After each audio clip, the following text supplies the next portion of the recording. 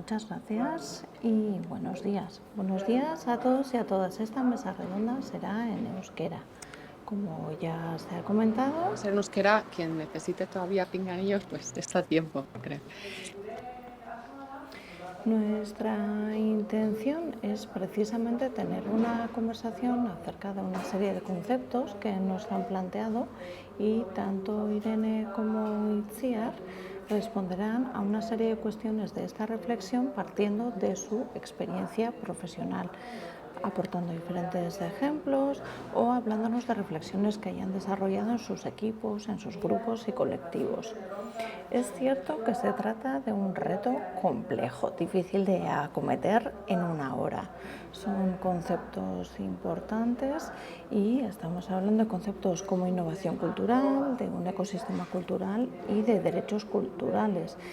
Se trata de dimensiones que creo que es difícil incluso de contextualizar, de analizar. Y de antemano agradecemos tanto a Irene como a Itziar también este esfuerzo que han realizado y que realizarán también en esta hora. Somos 3, pero el diálogo será entre 2 y por eso tendremos algo más de tiempo. Pero lo que yo les planteaba el año pasado era que hubiera un marco de reflexión basándonos en un par de preguntas y así ir desarrollando la intervención. Cuando hablamos de innovación cultural, creo que en primer lugar debemos quizás definir de qué estamos hablando, a qué nos estamos refiriendo, porque creo que también en la sociedad tenemos dificultades para tener claro a qué nos estamos refiriendo, si estamos hablando quizás de una serie de acciones que busquen la transformación y por eso nos planteamos a qué nos referíamos cuando hablamos de esta innovación cultural. Y hasta muy recientemente la cultura ha tenido una función hegemónica que se pretende cambiar, entendiendo esa plusvalía económica y política que eran los objetivos que se buscaban y en este momento quizás hablamos de poner el foco en esa función crítica que siempre ha tenido la cultura. A eso quizás nos estamos refiriendo cuando hablamos de innovación cultural. Y esto obligatoriamente nos lleva también a un cambio en las prioridades de las diferentes instituciones, organismos, para prestar atención a ese valor de esa función crítica. Y, por ejemplo, una cultura innovadora serviría para reforzar esas relaciones en la comunidad, serviría para aunar fuerzas en aras a una construcción para un futuro común, para dotarnos de herramientas. Dicho todo esto, dentro del contexto de los derechos culturales tendríamos que ir dando respuesta a través de estos conceptos. Estaríamos hablando de diferentes dimensiones dentro de la innovación cultural, de participación en la cultura, y cuando hablamos de participación puede ser creación, puede ser mediación, puede ser gestión de la cultura también. Así pues, dicho todo esto, este sería el contexto en el que vamos a desarrollar nuestro diálogo y cabe hablar también del impacto de las industrias culturales en la innovación cultural. Estamos hablando de esa función crítica, pero sería interesante fijarnos en qué funciones más tienen, porque es importante fijarnos en si tienen efectivamente esa capacidad de transformación las industrias culturales, y hablaremos también de recursos, de la función de los recursos económicos también a la hora de trasladar estas funciones críticas. Y dicho esto a modo de contexto, tendríamos una serie de preguntas concretas y me podéis ir respondiendo en el orden que consideréis. En vuestra opinión, teniendo en cuenta vuestro trabajo, ¿cuáles son las características que tiene la innovación cultural? Bueno, en primer lugar, buenos días y gracias por la invitación, y gracias también a Maider por la presentación, por el contexto, porque tenemos un reto que no es baladí, son temas que están en este momento también sobre la mesa del gobierno vasco, porque se trata de un tema sobre el que todavía no tenemos respuestas, que es la innovación en la cultura. Sí que tenemos algunos ingredientes, algunos componentes, pero siendo un tema de tal calado, todavía no tenemos todas las respuestas. También en este momento está el debate en torno a lo de ese 18 y no sé si puedo empezar, sí, quizás si contextualizamos un poco el tema y si hablamos de innovación cultural también desde el proyecto TOPA o también yo desde el PDCC, cómo lo estamos abordando, viendo ejemplos, creo que puede ser más sencillo de abordar porque el tema es muy amplio. Y cuando hablábamos también de cómo se trabaja la innovación desde TOPA o desde BDCC, estamos hablando o trabajándolo de formas diferentes. Nosotros tenemos en cuenta también la competitividad dentro de la innovación y Irene, por ejemplo, hablaba más o se refiere más a esa visión del impacto que tiene en la sociedad. Y así iremos poco a poco. Yo vengo a hablar desde el proyecto TOPA, desde Gasteiz. Y este proyecto TOPA se define a sí mismo sin utilizar la palabra innovación. Y creo que por eso estamos en esta mesa, precisamente. Y probablemente muchas de las cosas que hagamos sean innovadoras, pero no es algo que estemos manejando en nuestro día a día como término. ¿Qué tiene TOPA en relación con este tema? El proyecto TOPA comenzaba su andadura hace 3 años, fruto del impulso de la Sala Baratza, que está en el barrio de Coronación, en Errotazarra, en Vitoria, y es una sala dedicada a las artes escénicas.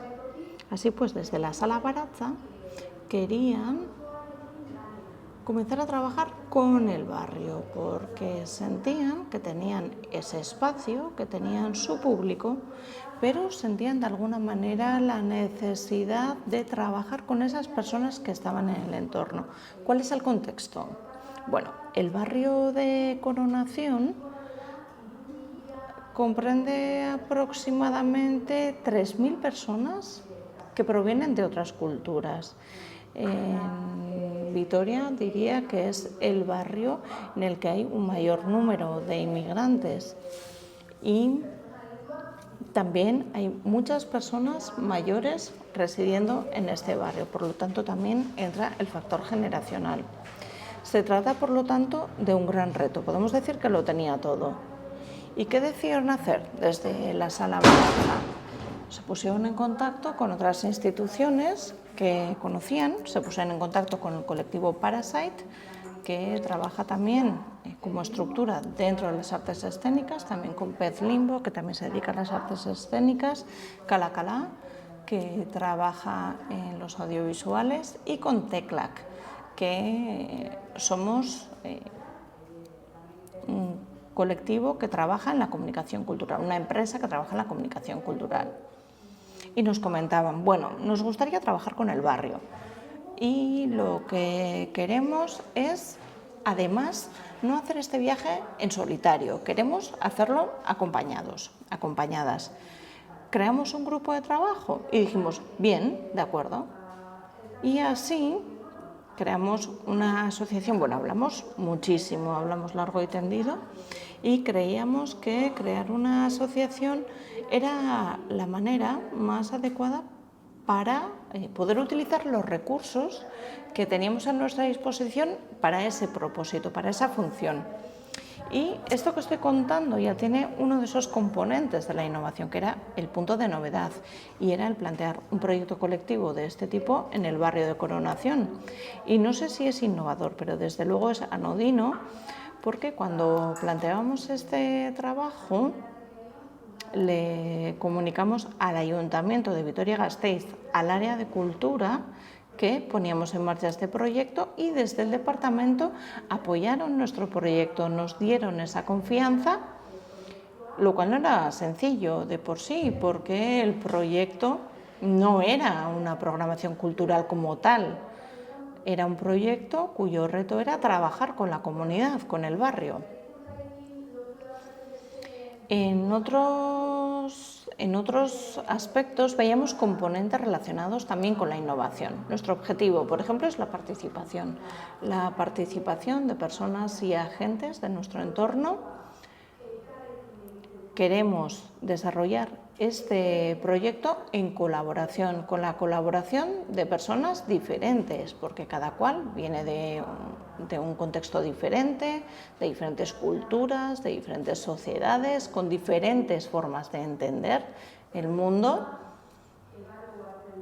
y además evaluamos el proyecto. Cada una de las acciones que se desarrollan se evalúan, somos flexibles también. Es decir, cuando vemos que hemos hecho algo y que no ha funcionado, tenemos la flexibilidad también para cambiar las cosas que sean necesarias y, a su vez, soñamos. El otro día estuve en otra jornada y creo que era Marce de Medeiros, la persona artista que estaba allá, y decía que teníamos que imaginar, porque la imaginación iba más allá del futuro incluso, y que solo podríamos cambiar el mundo si teníamos una capacidad de imaginar. Y eso es lo que hacemos. Soñamos y trabajamos. Y si queréis, después os puedo contar qué cosas hacemos de forma más concreta.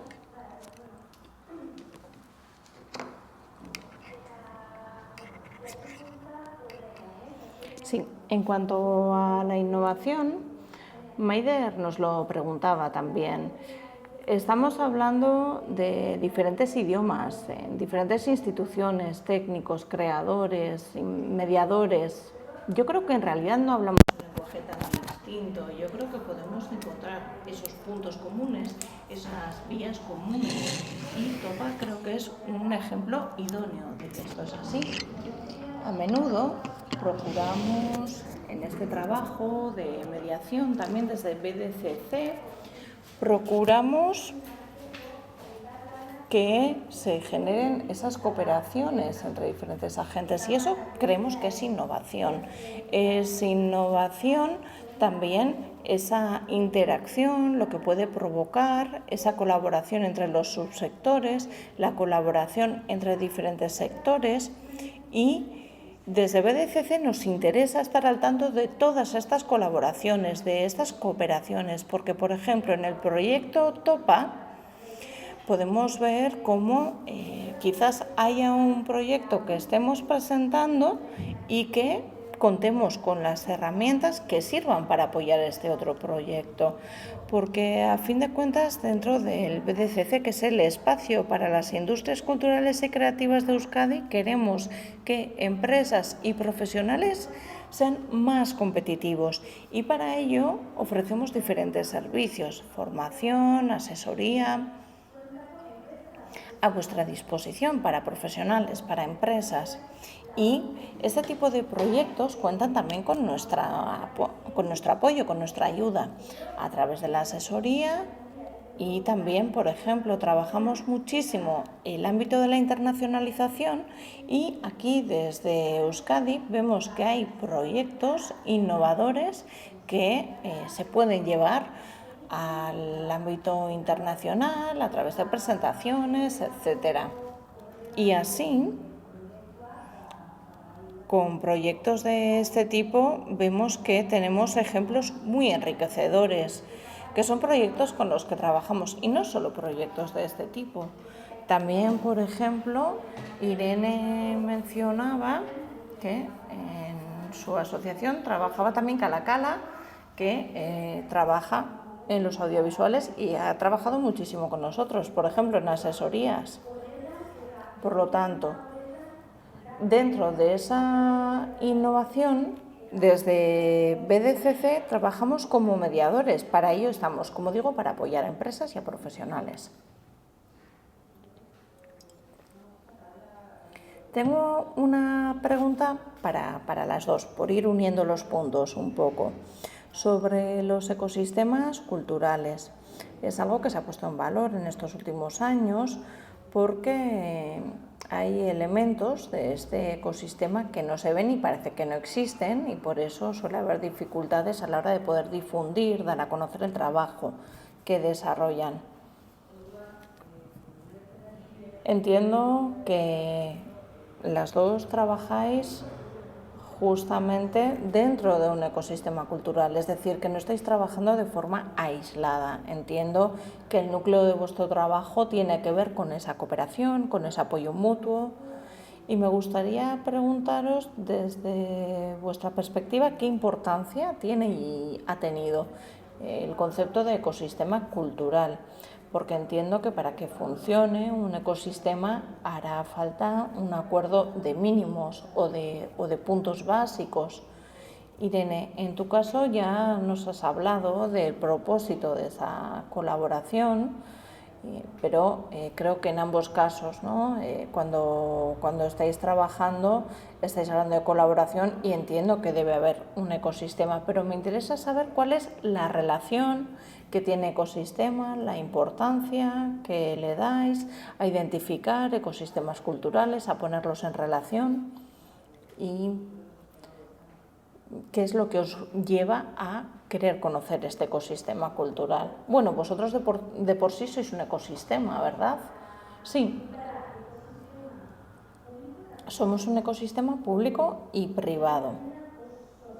En la cultura, además, es muy difícil, y aquí en Euskadi realmente es muy difícil porque tenemos el Departamento de Cultura de Gobierno Vasco, los de las diputaciones, y luego además nosotros no trabajamos solamente con cultura, sino también con agentes de desarrollo económico, porque estamos gestionando muchas ayudas que después desde Diputación o desde los ayuntamientos no hacen la gestión desde el Departamento de Cultura, sino Desarrollo Económico. Por lo tanto, hacemos ese vínculo, trabajamos con técnicos también de desarrollo económico, aunque la ayuda sea para cultura, en este caso. Y tenemos a empresas y a profesionales recibiendo nuestros servicios, y ahí ya damos ese salto al ámbito privado, pasamos del mundo público a el privado y a un sector en el que, como bien sabéis, es muy difícil.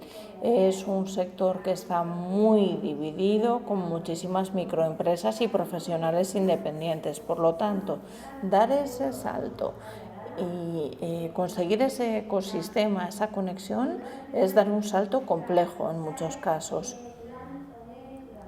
Y por eso es tan importante precisamente el trabajar en red, porque creo que es fundamental esa colaboración, ese trabajo conjunto. Este año hemos llevado a cabo un trabajo de investigación en el sector y hemos llevado a cabo varios cuestionarios, también entrevistas en las que han respondido más de 400 empresas, hemos tenido entrevistas con más de 30 personas. Y una de las cosas que salía, tenemos como 10 titulares, pero una de las cosas que salía era que no se trabaja en red en este sector, o que hay perciben una falta de trabajo en red. Y ahí creo que son muchas las instituciones, los organismos que como BDCC trabajamos desde el ámbito público, y como Tecla, que desde el privado, trabajan para ir fortaleciendo esa red, y que queremos poner en evidencia que quien lo desee puede conectar con esta red. Efectivamente, ¿no? Cuando hablamos del sector se habla de esa falta de conocimiento mutuo, de no conocer o no tener espacios para esa colaboración, y yo personalmente no estoy totalmente de acuerdo con esto, porque creo que una cosa es conocer, por un lado, a otros agentes culturales. Creo que cada cual conoce su contexto cultural y creo que lo que también sucede es que cada cual tiene relación con determinados agentes y no con otros. Y no me estoy refiriendo a la relación entre diferentes subsectores, sino que dentro del mismo subsector hay agentes que solamente se relacionan con otros agentes, otros con otros. Y el romper con esto también es difícil, pero creo que esto es responsabilidad de cada cual. Y por otro lado, desde Topa, para nosotras es muy importante esa relación con el contexto. No relacionarnos solamente con agentes culturales. Trabajamos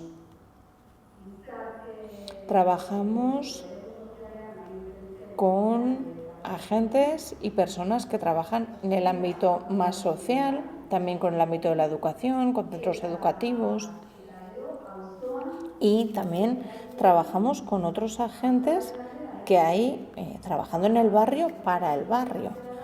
Para nosotras es muy importante también salir de lo que sería nuestro ámbito, nuestra zona. Tenemos 3 líneas de trabajo dentro de Topa: Arte y Comunidad. También damos atención a artistas noveles y por lo tanto tenemos que estar bien atentas a ver quién está comenzando a dar los primeros pasos para poder apoyarles desde nuestra experiencia con lo que sea posible, y también buscamos nuevas formas de gestión cultural. Ese es otro de los retos que tenemos. Y he perdido el hilo, no sé cuál era la pregunta. Sobre la red. Bien. Topa es un proyecto colectivo, la red por lo tanto es fundamental, y en ocasiones es necesario crear una red y en otras no. Yo tampoco creo que sea obligatorio trabajar siempre en colaboración. La colaboración es compleja, es difícil, y muchos de los proyectos que se plantean en colaboración carecen de recursos y esto dificulta el trabajo. Así que nosotros hemos tenido claro desde el principio que necesitamos recursos porque hay una serie de estructuras profesionales y porque son nuestras horas de trabajo las que estamos dedicando. Por lo tanto, colaboración sí, pero en buenas condiciones y con una motivación. Debe haber un motivo para que se dé esa colaboración. Yo sí que quería decir también que la colaboración en muchos casos acarrea la innovación, ¿no? El hecho de ver otra realidad, el hecho de ver qué están haciendo otras personas.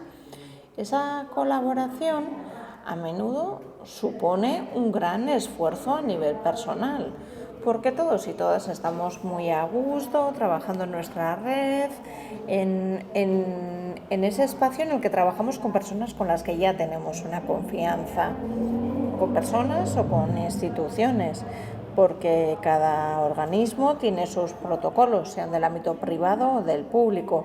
Así que una vez que conocemos todo esto, es muy fácil el colaborar, pero es difícil ponerse manos a la obra con personas que no conocemos o con organismos que no conocemos. Y no sé cómo decirlo en euskera, pero esto supone salir de tu zona de confort y a menudo esto te lleva a plantearte las cosas de otra manera, a tener que repensarlas, y normalmente suele traer una mirada diferente al proyecto. Por eso creo que la colaboración intrínsecamente lleva a la innovación y creo que no todos los proyectos necesitan de la colaboración, pero algunos sí, y creo que es algo que deberíamos fomentar también desde BDCC, siendo conscientes de lo difícil que es,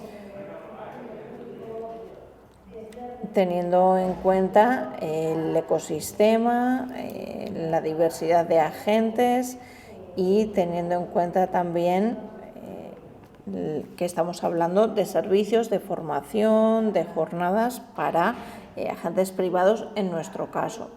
Y como decía Irene, cuando leemos, por ejemplo, que tenemos que impulsar ese trabajo en red, desde BDCC, como mínimo, organizamos una jornada cada 3 meses para impulsar precisamente esta colaboración.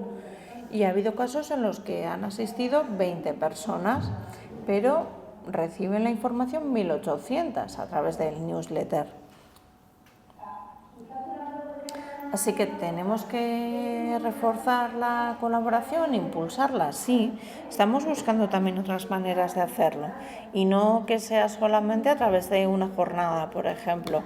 Pero nuestras jornadas, que son los jueves del BDCC, veo aquí caras conocidas que han participado como ponentes, siempre hablamos de diferentes temáticas y siempre dan pie a poder hacer red, a poder dialogar con las personas que han participado, con los y las ponentes. Así que esto existe, esto se hace. Después también sabemos que no todos tenemos tiempo, pero yo creo que cosas se hacen, muchas. Bien, vamos a pasar a la siguiente pregunta. ¿Qué relación existe entre la innovación cultural y el euskera?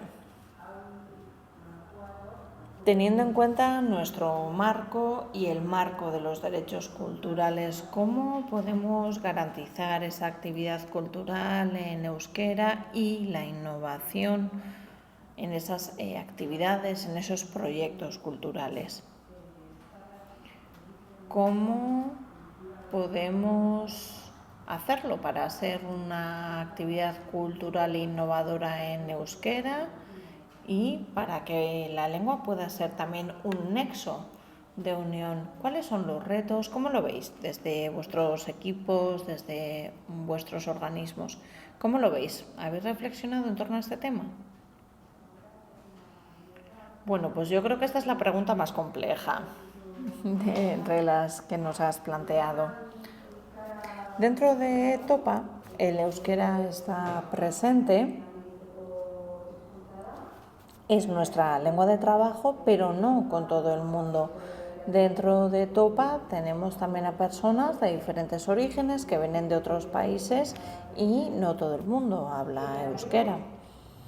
Y también tenemos el barrio, ¿no? Como decía, en el barrio tenemos a personas que vienen de otros lugares y no es que el euskera no sea la primera lengua, es que en el barrio hay muchísimas otras lenguas además del euskera. Así que la gestión de este tema es compleja. Nosotros no hemos llevado una reflexión ad hoc sobre este tema. No hemos llevado a cabo una reflexión, no tenemos un plan de euskera. Lo que hemos hecho hasta ahora ha sido gestionarlo de forma natural.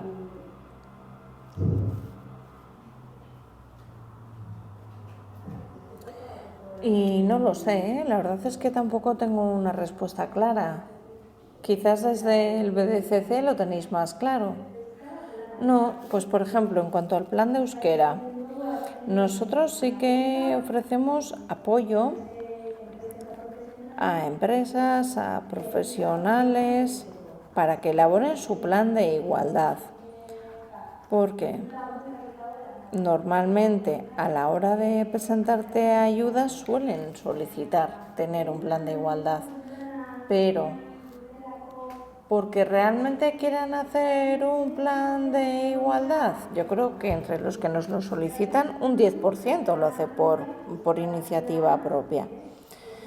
y por eso se planteaba el poner en marcha la asesoría para el plan de euskera para las empresas, pero preguntándoles lo que vimos es que la mayoría de instituciones que lo necesitan son organismos públicos o semipúblicos y nuestros servicios son para el sector privado, para empresas y profesionales, y por eso no existe una necesidad en este momento. Sí que es algo que querrían hacer, pero como son tantas las necesidades que tienen más prioridad en este momento, de momento lo dejan para otro momento. ¿Cómo lo hemos trabajado desde BDCC desde una mirada más estratégica?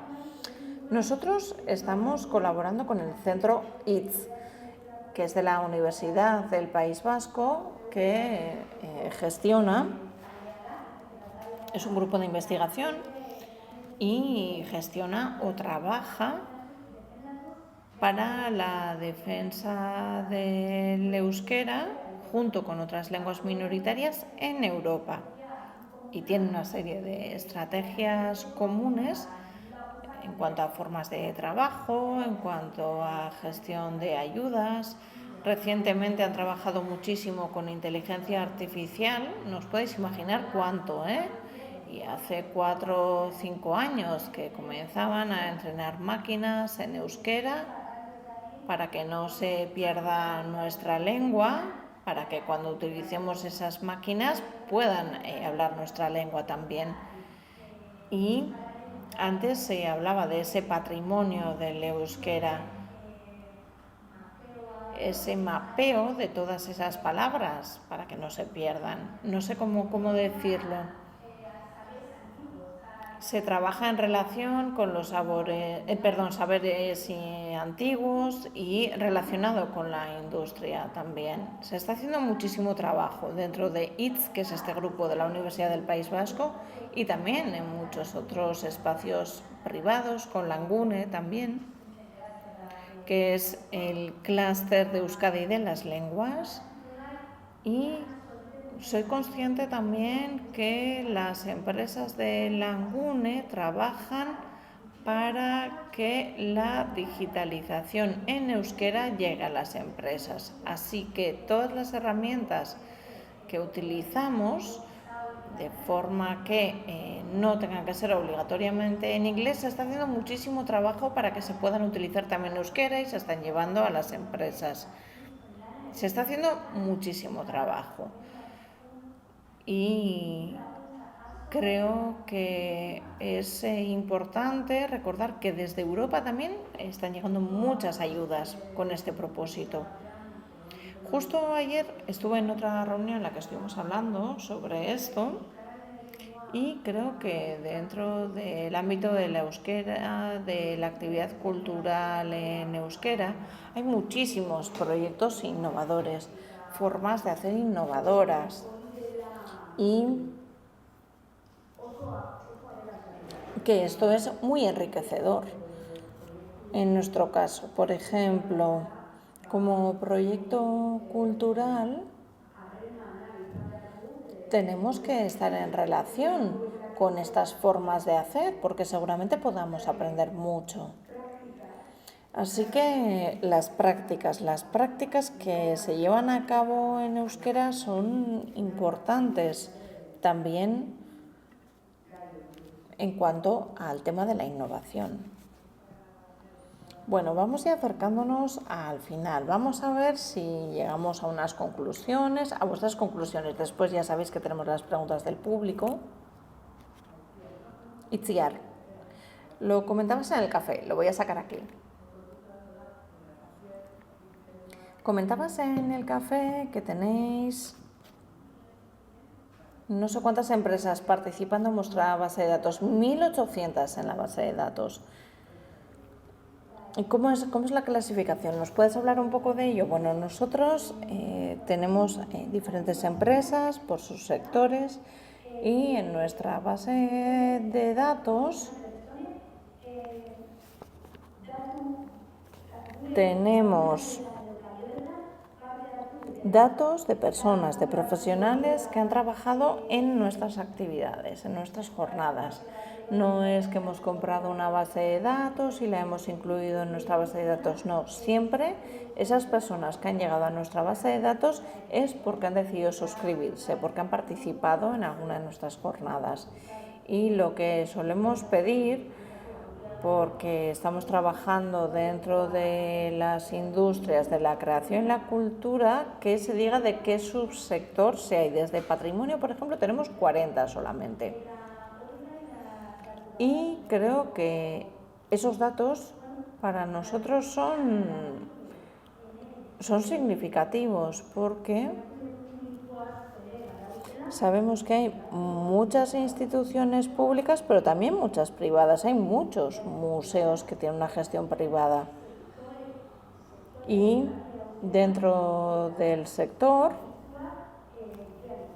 pueden estar ofreciendo servicios que normalmente suelen estar relacionados con la asesoría. Yo no soy asesora, yo soy trabajadora de BDCC, pero yo soy mediadora. Las asesorías son con personas expertas, por ejemplo, en estrategia, en finanzas, en propiedad intelectual, en internacionalización, y son gratuitas. Así que seguramente no hemos sabido llegar a todos los subsectores, quizás no hemos acertado a hacerlo bien, llevamos 3 años y medio en este trabajo, pero el hecho de que haya solo 40, bueno, pues duele, sí, porque realmente intentamos llegar y a este sector no hemos llegado. Sí, para ir terminando, hemos comenzado a hablar de innovación cultural, después hemos pasado a hablar de los ecosistemas culturales, de esas relaciones, hemos hablado también de la innovación, de hacer cosas de otra manera, hemos hablado de cómo enriquece ese trabajo en red, el conocer diferentes formas de hacer. Y también hemos hablado de esa actividad cultural en euskera. También habéis sacado a colación el tema de la digitalización. Y podríamos, por ejemplo, hablar de una auténtica interculturalidad. ¿Veis que sería posible el plantear un espacio de encuentro que realmente sirva para esa comunicación, para esa relación dentro de este marco de los derechos culturales, que es un derecho y que es un derecho que se debe garantizar, pero que no debe dar pie al aislamiento, sino a la interconexión? Hemos atravesado todos estos elementos, algunos de una forma más superficial que otros. Y dicho todo esto, os pregunto, ¿cuáles son las conclusiones que extraéis de esta mesa después de lo que hemos conversado? Bueno, yo diría en primer lugar que es necesario que haya proyectos en diferentes mesas para poder avanzar en la innovación. El BDCC es un organismo con sus características, TOPA es un proyecto muy diferente a BDCC, pero creo que es necesario que se trabaje, que se trabaje en diferentes espacios. Y también concluyo de lo que se ha comentado, lo enriquecedor que es el trabajar en colectividad, porque quizás puedes encontrar herramientas, puntos de vista que no encuentras trabajando en solitario, y también la necesidad de contar con espacios en los que podamos probar, es decir, que en los proyectos haya también margen a cambiar las cosas, a no acertar, a cometer errores, y que las instituciones también tienen que tener esto claro, porque las cosas no siempre suceden como esperamos o como hemos previsto. Creo también que no debemos obsesionarnos con la innovación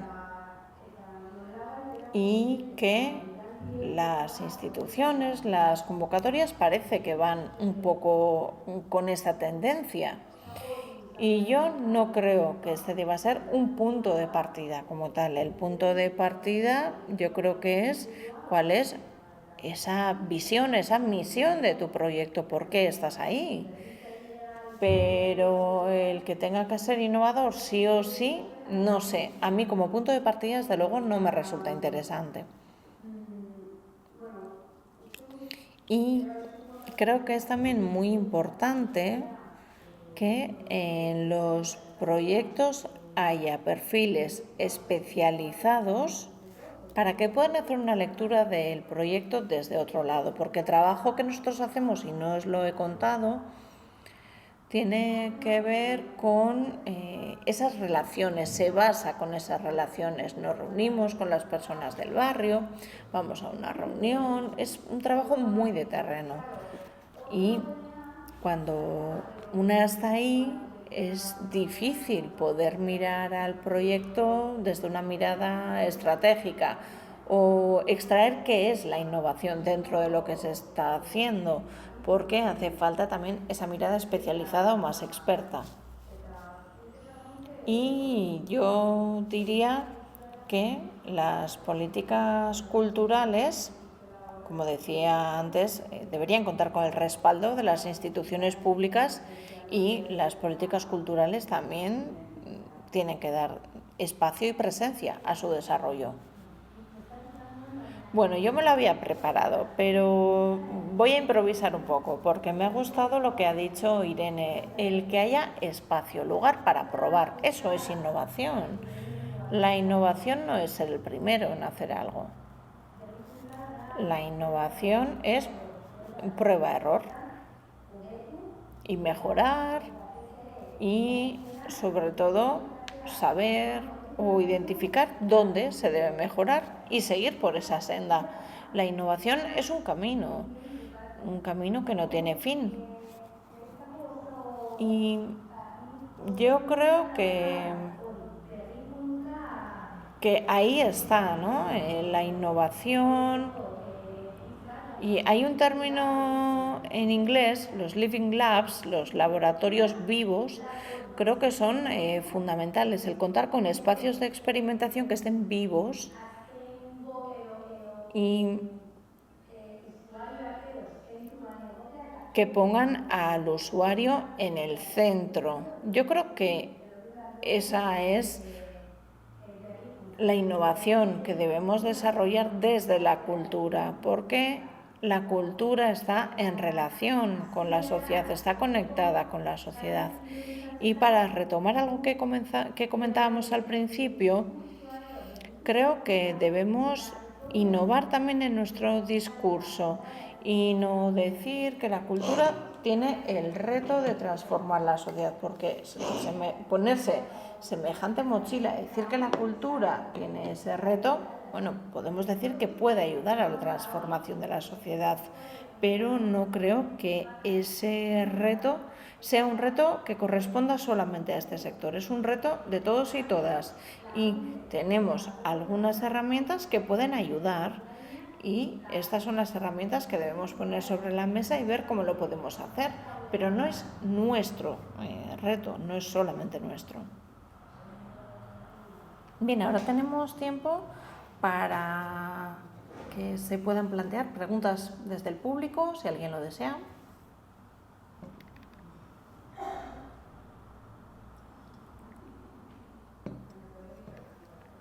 Va a ser polémico, ¿no?, lo que vas a decir. Bueno, pues no, yo creo que son dos preguntas muy sencillitas, al menos desde mi punto de vista. Por un lado, habéis hablado de que tenéis una relación con la comunidad. En vuestro proyecto, ¿cómo se estructura esto? Y también dentro del PDCC, no sé si tenéis en cuenta al usuario, a la comunidad, a la gente, como lo queráis llamar. Y dos preguntas, un 2 por 1. Muy brevemente. Por otro lado, habéis hablado de que las instituciones tienen que tener claro que la innovación muchas veces lleva a error, ¿no?, que hay errores y que lo tienen que tener en cuenta. La pregunta es si tenéis alguna idea, porque a menudo es muy difícil evaluar un proyecto cultural. Se suele hacer pocas veces diría una evaluación a posteriori. Y a las instituciones muchas veces les pedimos que sean objetivas, que no discriminen. ¿Cuál es la métrica que se os ocurre? ¿Qué forma de medir se os ocurre que se podría aplicar dentro de la valoración de la innovación en el sector o para poder valorar si un proyecto es bueno o no? Son preguntas breves, pero bueno, las respuestas pueden dar para mucho. Bueno, pues muchas gracias. Lo que yo hago para justificar que innovamos es recurrir a esos marcos que ya existen. Actualmente tenemos marcos teóricos que recogen qué entiende la institución por innovación. Y eso es lo que yo utilizo, porque tengo que hablar en ese lenguaje que utiliza la institución cuando tengo que justificar la innovación en mi proyecto. Yo lo hago así. Yo soy muy práctica.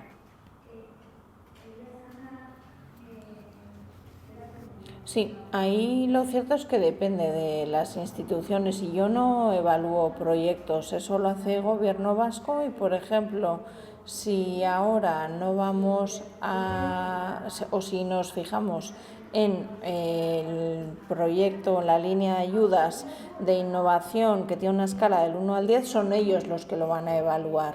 Y a nivel de Europa,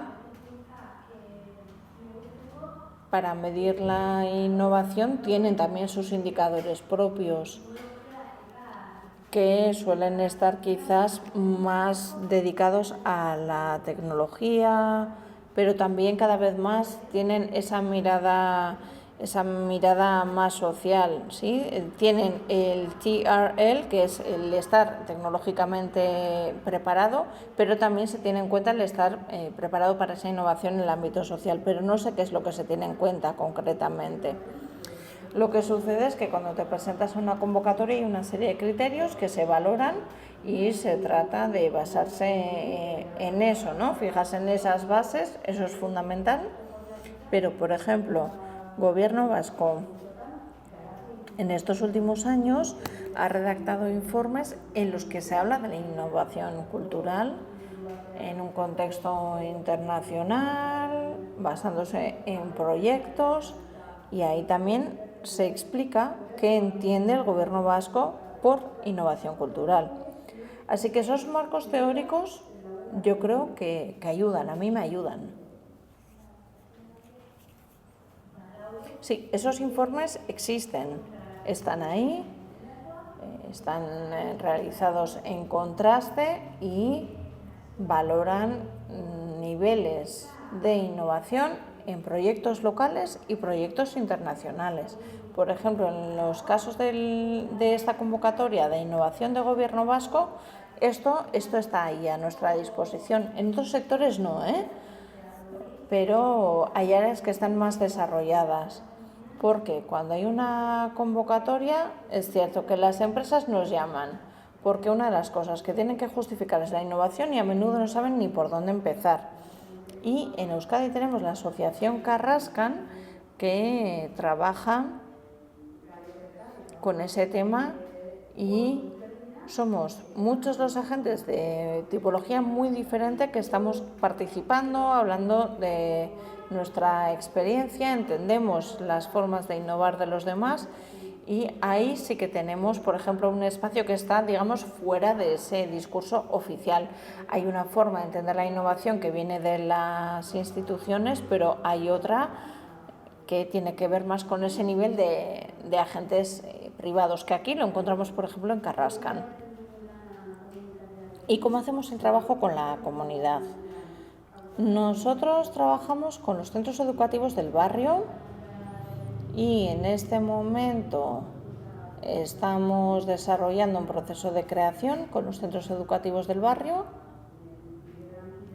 y mis compañeros y compañeras están yendo a las aulas y están llevando a cabo reflexiones sobre el barrio con los niños y niñas.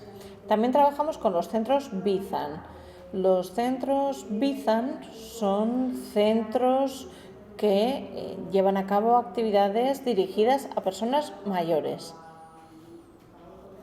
Y son centros en los que siempre hay mucha disposición a probar cosas.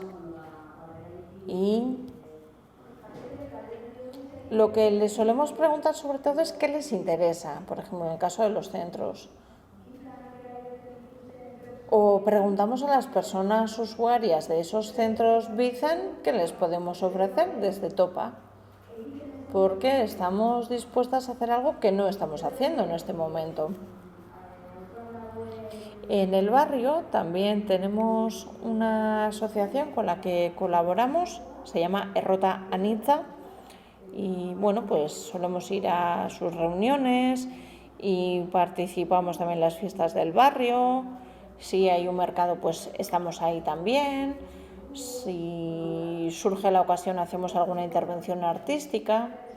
Es decir, estamos constantemente pensando en qué podemos ofrecer desde el arte, desde la cultura, desde nuestras prácticas. Y otra de las cosas que hacemos, por ejemplo, son los llamados te-encuentros. Y pensamos con quién queremos hablar, quién es la persona que nos interesa en el barrio, y vamos con nuestra tetera, con nuestros vasos, con unas galletas y hablamos con ellos y ya está. No tenemos ningún otro propósito más que conocernos y ya está.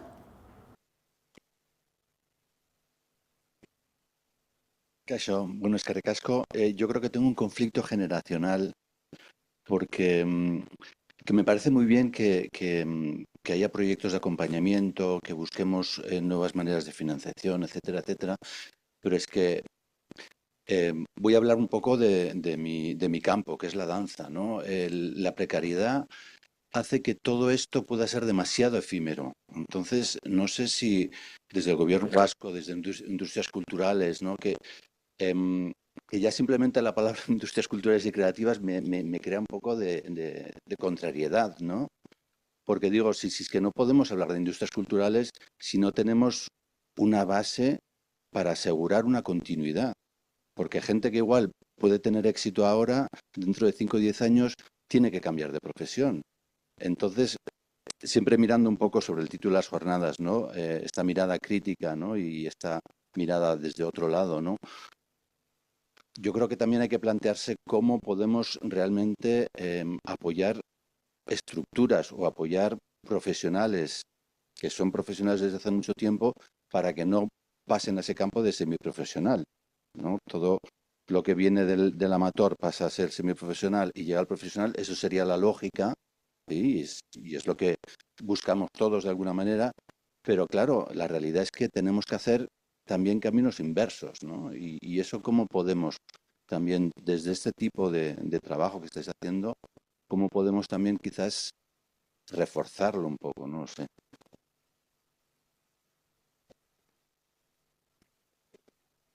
En este caso, el BDCC está más dirigido a apoyar a profesionales del sector. Yo soy como tú, yo tengo una empresa especializada en el sector cultural y también nos enfrentamos a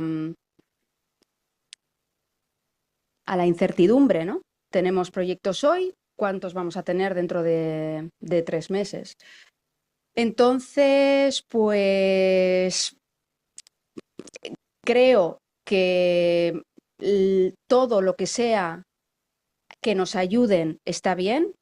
O sea, creo que, por ejemplo, recursos, procesos de asesoramiento que se proponen desde el BDCC nos pueden ayudar.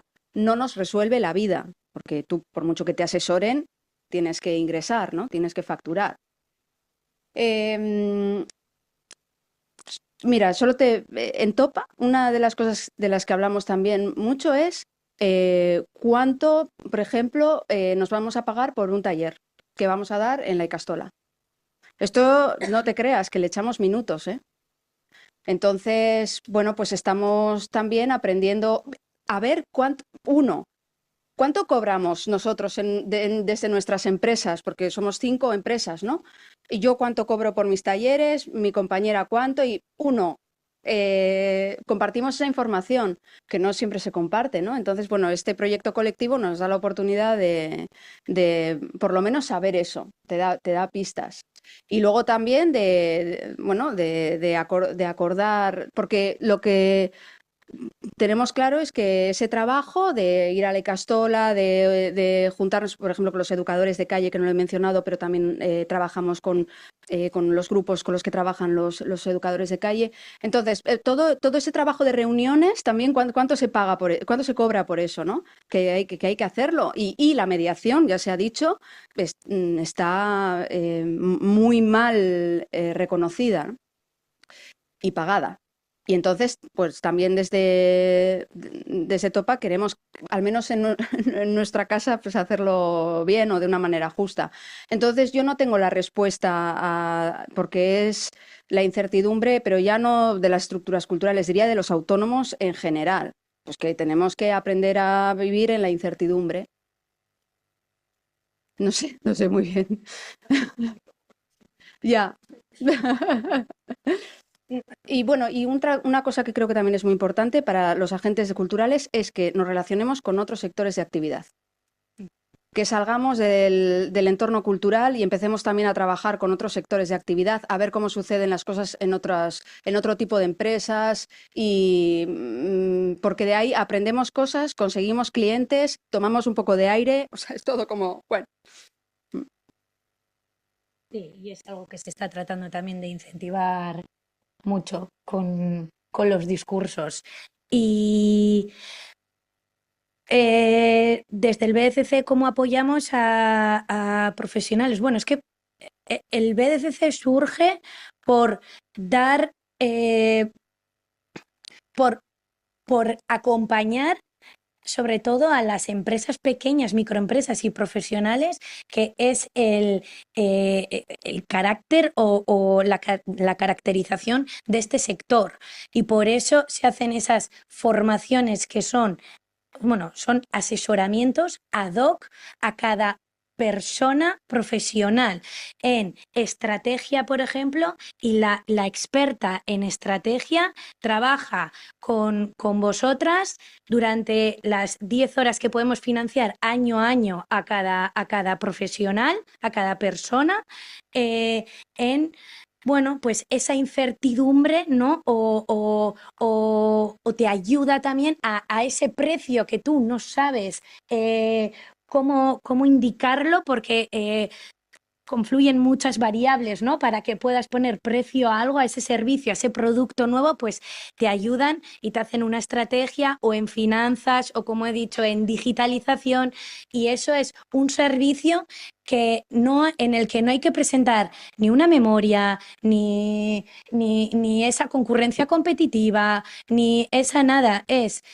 Os inscribís, tenéis una reunión con nosotras, vemos qué problemáticas podéis tener y vemos cuáles de nuestros servicios pueden ser útiles para vosotras en ese momento concreto, y establecemos lo que puede ser también una hoja de ruta, ¿no? Hoy, este año podemos trabajar la estrategia, sobre todo vamos a enfocarnos en esto con la asesora, para que el año que viene puedas trabajar más la parte de marketing, teniendo claro esto, para que... Eso es como estamos ayudando hoy en día. Que no existe este servicio para ningún otro sector, de que sea tan sencillo recibir esas... O sea, todas las demás, en otros sectores hay otros programas, pero en este en concreto se puso en marcha este servicio hace ya 3 años y medio por la casuística del sector. ¿Por qué? Porque muchos programas, además de acompañamiento que se ofrecen desde otras áreas de gobierno, tienen unas limitaciones, por ejemplo, en facturación, en número de empleados, en tal, para empresas, que las empresas culturales y creativas se quedaban fuera. Y esta era la forma, ¿no? de vamos a agilizar esto, en vez de estar todo el rato dándonos con la misma puerta, vamos. Muchas gracias, Irene e Itziar. y al público. Gracias por las preguntas y vamos a pasar a la siguiente mesa.